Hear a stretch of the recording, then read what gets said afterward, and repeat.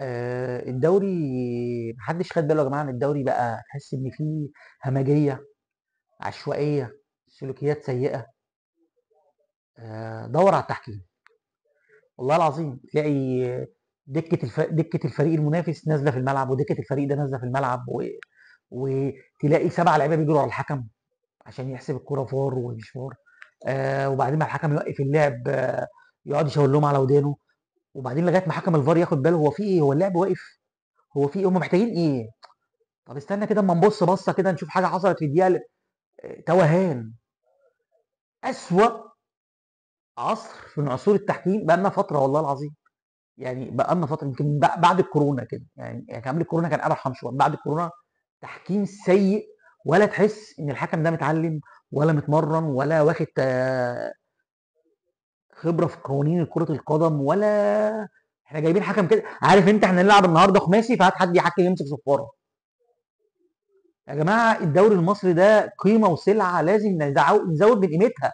شوفوا الدوري السعودي، الدوري القطري عامل ازاي. يا عم الدوري التونسي بيجيب حكام مصريين، بيجيب حكم مختلف عشان يطمن الناس اللي موجوده في الملعب.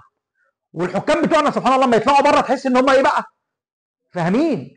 انما احنا عندنا هنا الاستسهال في ضربات الجزاء. والله العظيم استسهال. اي لعيب كره عرضيه، المدافع بينط مع المهاجم، المهاجم وقع، الحكم ما يحسبش، فتلاقي 10 لعيبه بيجروا وراه والدكه هايجه وراه. لما الكره تطلع اوت، وقفوا وقف ونقف، طب نشوف الفار، هنشوف هيعمل ايه. الفار قبل ما يفوق من النوم ويبص على الكوره وبعدين يجيب لك ايه بقى، ده كتفه لمس جنبه، لمس. بنلعب سله، احنا بنلعب باسكت بول. يا جماعه في الدوريات الاوروبيه والله العظيم بيبقى في دفع جوه ال 18 والحكم ما بيحسبش. الحكم ما بيحسبش. ايه الاستسهال في موضوع ضربات الجزاء ده؟ واصلا انت يا تاخد قرار يا تاخد قرار لا، والفار يراجعك. لكن همجيه همجيه همجيه همجيه، سلسله بتكون بعضها زي الدومينو كده، زي الدومينو كده. راجعوا اي ماتش في الدوري المصري. وبعدين بقت الخطه عند المدربين واللعيبه ان انا اجيب ضربه جزاء، ارمي الكره جوه ال 18، اتلمس، اقع، نعمل هيصه حوالين الحكم يمكن تصيب. هي دي الخطط، هي دي المدربين، هي دي ايه ده يا جماعه. والله احنا لو عملنا احصائيه وقلنا الاهداف اللي جت من ضربات جزاء والاهداف اللي ما جاتش من ضربات جزاء هتلاقيهم قد بعض. عدد ضربات الجزاء اللي بتحسب في الدوري المصري كتير كتير كتير. يا جماعه يا جماعه ايه المشكله ان احنا ندرب 9 اطقم تحكيم للتسع مباريات بتاعه الجوله؟